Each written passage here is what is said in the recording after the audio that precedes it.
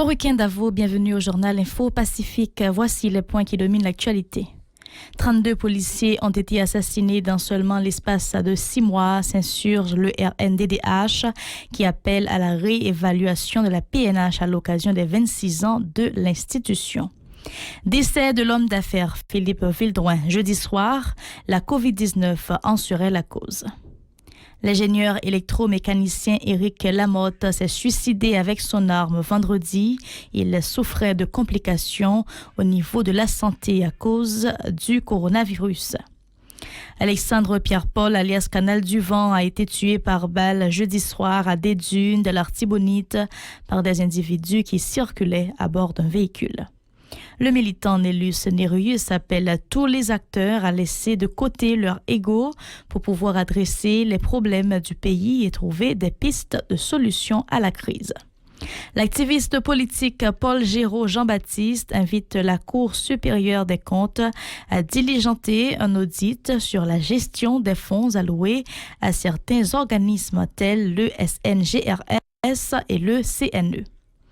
La Fédération des écoles protestantes FPEH dénonce les agissements des bandes armées qui paralysent toutes les activités relatives à la commémoration de la Journée nationale des enfants le 12 juin. À l'étranger, début du sommet du G7 ce 10 juin au Royaume-Uni, des manifestations pour le climat se sont déroulées en marge de cette rencontre. Par ailleurs, 350 000 personnes menacées par la famine au Tigré en Éthiopie. Restez avec nous pour les détails, madame, monsieur. Si vous jugez que cette vidéo est intéressante, n'hésitez pas à liker et partager la vidéo. Et surtout, n'oubliez pas de vous abonner à cette chaîne et activer la cloche de notification pour ne pas louper aucune de nos vidéos. Merci de votre fidélité. Voici le développement du journal. Le coronavirus continue de faire des victimes au sein de la population. On a appris le décès de l'homme d'affaires Philippe Vildrouin jeudi soir après avoir été testé positif au COVID-19. Par ailleurs, l'ingénieur électromécanicien Éric Lamotte s'est suicidé avec son arme ce vendredi. Il souffrait de complications au niveau de la santé à cause du coronavirus. Le défunt appartenait à la promotion de 1972 de la faculté des sciences de l'UEH. Le curé de la paroisse Notre-Dame du Rosaire de la Croix-des-Bouquets, Guy Crispin, est également décédé jeudi. Il était diabétique et se faisait soigner à domicile. Le responsable de l'orchestre philharmonique Sainte-Trinité, David César, est aussi recensé parmi les victimes de Covid. Par ailleurs, Alexandre Pierre-Paul, alias Canal du Vent, a été tué par balle jeudi soir à des dunes de l'Artibonite par des individus qui circulaient à bord d'un véhicule. Un de ses proches qui se trouvait sur les lieux a été également assassiné, a-t-on été informé. Le Réseau national de défense des droits humains RNDDH plaide en faveur de la réévaluation de la police nationale à l'occasion du 26e anniversaire de l'institution. Pour marquer cette date, le RNDDH a organisé une exposition de photos de policiers assassinés à partir de 2020 jusqu'à date. Dans une interview le 11 juin au journal Le National et à Radio-Télé Pacifique, la responsable de programme de cette structure, Marie-Rosie Auguste du Sénat, s'insurge contre l'assassinat de 32 policiers dans seulement l'espace de 6 mois contre 36 l'année précédente. Écoutons ses propos au micro de Wesley Bernard Jean-Baptiste et Wilkins Moïse. Parce que pour nous-mêmes, c'est grave ça qui a passé au niveau de la police, là, tellement policiers ont tombé tous les jours pratiquement. Même j'entends nous faire sortir un rapport pour nous partager différentes préoccupations nous gagnons sur le fonctionnement général de la police nationale. Là. Et dans le cas de rapport-là, le premier point que nous parlons de lui justement, c'est le point policier qui a assassiné, sorti 7 janvier 2021 pour arriver 5 juin 2021. Et nous déjà à 32 policiers qui perdent la vie en Babal. Et d'ailleurs, déjà ça fait en moyenne de 5 policiers par mois. Et deuxièmement, nous avons quand même attiré l'attention tout le monde sur le fait qu'au cours de l'année 2020, c'était 36 policiers qui étaient morts sortis janvier pour arriver décembre 2020. Alors que nous en juin 2021 et nous déjà à 32 policiers. Par ailleurs, la militante des droits humains a indiqué que 9 postes de police ont été attaqués et pillés par des bandes armées dans la capitale du 1er au 7 juin. Marie-Rosie Auguste du Sénat a aussi dénoncé la mauvaise gestion des unités spécialisées de la PNH. Selon elle, 60% de ses agents ont été affectés à la sécurité des autorités de l'État et des membres du secteur privé des affaires. En outre, le RNDDH appelle la Direction centrale de la police judiciaire des CPJ à accélérer les enquêtes sur les cas d'assassinat dont sont victimes des agents de l'ordre. L'organisation réclame aussi des investigations sur l'utilisation de certains matériels de l'institution par des bandits. Marie du Sénat Auguste presse les autorités de reprendre le contrôle des postes de police pris d'assaut par les malfrats. Elle est toujours au micro de Wesley, Bernard Jean-Baptiste et Wilkins Moïse. Même j'entends nous demander l'inspection générale police nationale, la police ouvert enquête sur différentes dénonciations qui a fait sur l'utilisation matériel policier par des bandits armés. Parce que nous étions quoi que c'est au prix de une enquête et des sanctions qui pourraient prendre compte tout le monde qui est responsable de ça que la population haïtienne va recommencer à gagner confiance dans la police nationale d'Haïti.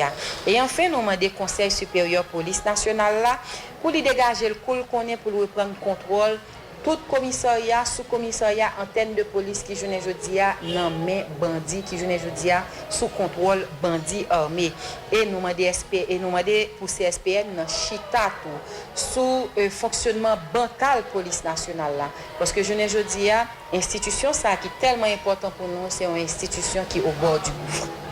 L'activiste politique Paul Giraud Jean-Baptiste invite la Cour supérieure des comptes et du contentieux administratif CSCCA à diligenter un audit sur la gestion des fonds alloués à certains organismes tels le Service national de gestion des résidus solides SNGRS et le Centre national des équipements CNE. Le militant nourrit des suspicions sur l'utilisation efficace et efficiente de ces fonds par les responsables de ces organismes de l'État. Paul Giraud Jean-Baptiste au micro de Hirsch Résil et Kessie Julien. D'après information que nous avons CNE, nous avons clair que ce n'est pas faute président Jovenel. Si nous avons peuple à pas de route, si nous avons fatra pas lever dans la ria. Dans CNE, directeur a quitté chef cabinet là louer matériel yo ak particulier. Non mais ancien député Charles seulement qui est plus passé 10 camions ak bacolodé. Tandis que les pour travaux publics table faire route pour paysans yo, il pas capable de joindre camion à bacolodé. Dans ce sens ça, Espoir démocratique a demandé à président Jovenel pour le retirer CNE pour quitter le ministère des Travaux publics avec un seul budget Jean Santé dans tant longtemps pour éviter trop de gaspillage matériel l'État. Dans le mois de décembre passé, il y a plus passé 40 millions de gouttes qui gagotent dans le programme CNE la Caillou. Avec une question d'assainissement dans le directeur. Dans ce sens, nous avons demandé au supérieur des comptes pour l'enquête pressée dans le CNE. L'activiste Nélus Nérius appelle tous les acteurs à laisser de côté leur ego pour pouvoir adresser les problèmes du pays et trouver des pistes de solutions à la crise. Le dialogue interhaïtien est toujours possible, a martelé le militant, arguant les rencontres de la plupart des acteurs avec des émissaires de l'Organisation des États américains, OEA. Écoutons ces déclarations au micro de Hirsch Résil et Kessie Julien. Avant tout, nous remercions et si là qui te prend la rue avec nous, dans un moment très difficile, un contexte qui était vraiment danger, mais quand même, ils te prend la rue avec nous. Nous remercions aussi la diaspora haïtienne qui t'a contribué en façon pour nous être capables de boire de l'eau, pour pas encore faire maillot, payer rara et la trio. Nous avons dit, bataille pour l'intégration diaspora lancée, et bataille la pas camper dans la route, malgré danger, malgré le gros vent qui a soufflé, nous avons continué revendiquer, mener revendication et n'a suspendre, c'est lorsque revendication va satisfaire. Nélus Nérius se veut critique vis-à-vis d'autres activistes suite à leur attitude lors de la dernière marche en faveur de l'intégration de la diaspora dans les affaires du pays dans la capitale. Pour lui, ce type de réaction ne va pas décourager les militants engagés dans cette lutte. On l'écoute. L'autre bagaille, c'est OEA qui est dans le pays qui est déjà allé après 3 jours. Nous-mêmes, dans le développement Haïti, nous sommes toujours à prôner le dialogue. Nous avons demandé pour gagner un chita parler, pour gagner une entente nationale pour nous aller vers la réconciliation nationale. Mais personne pas attendez nous, il va te faire cas de nous. Par exemple, Clarence Renouatou, c'est un monde qui te toujours parlé de dialogue là. Mais je dis à nous, un pile monde qui a le chita parler avec blanc, qui a le chita dialoguer avec blanc, gagne parler avec vos documents. Mais nous dit, c'est très bien. Mais solution à chercher, c'est nous, Haïtiens, qui pour chita entre nous, pour nous joindre solution, pour nous capables de sortir dans la crise, pour nous éviter un chaos total parce que le pays, c'est pour nous. La Fédération des écoles protestantes FEPH monte au créneau et dénonce les agissements des bandes armées qui paralysent toutes les activités sociales dans les quartiers réputés chauds comme celui de Martissan. La FEPH en veut pour preuve l'impossibilité de n'entreprendre aucune initiative pour commémorer la Journée nationale des enfants le 13 juin en raison de la violence qui règne depuis bien des jours dans l'aire métropolitaine de Port-au-Prince. À Martissan, les établissements scolaires ont été délocalisés à cause des agissements des bandits armés qui répandent la terreur à l'entrée sud de la capitale, condamne la FEPH. Écoutons les réactions de Christon Saint-Fort, l'un des responsables de cette structure invité le 11 juin à Pacifique Matin. Tout le monde peut faire effort pour que le capable garantir. Et dans une situation qui évolue, là, que nous connaissons dans la troisième circonscription et dans d'autres zones de la région métropolitaine et du pays, si nous ne voulons pas des contrats, eh bien, sécurité et communauté, sécurité population, eh bien, l'État doit principal priorité gouvernement haïtien. Et activités qui peuvent être faites dans la conjoncture difficile que nous vivons là, c'est ça qu'on a fait là. Côté que, ouais, et nous avons fait sensibilisation, nous avons attiré attention et population, attention décideurs sur la situation de par rapport à la violence.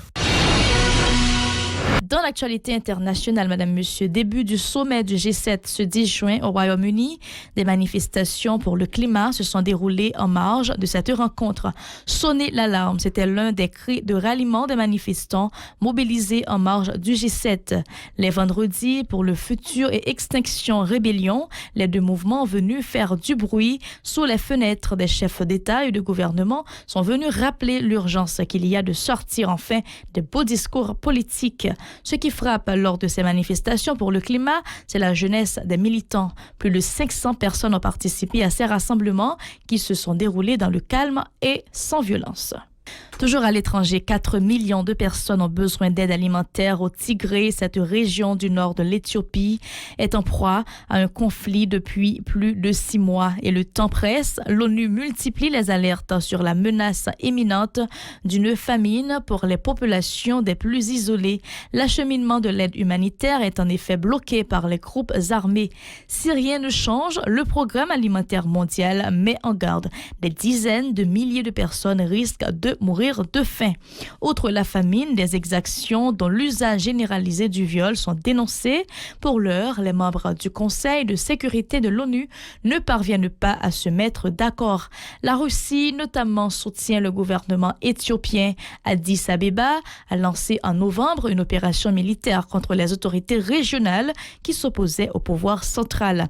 Le conflit au Tigré met aux prises les forces des anciennes autorités régionales issues du Front de libération du peuple du Tigré, TPLF, à l'armée fédérale éthiopienne, épaulée par les troupes des autorités régionales voisines de l'Amhara, ainsi que par l'armée érythréenne.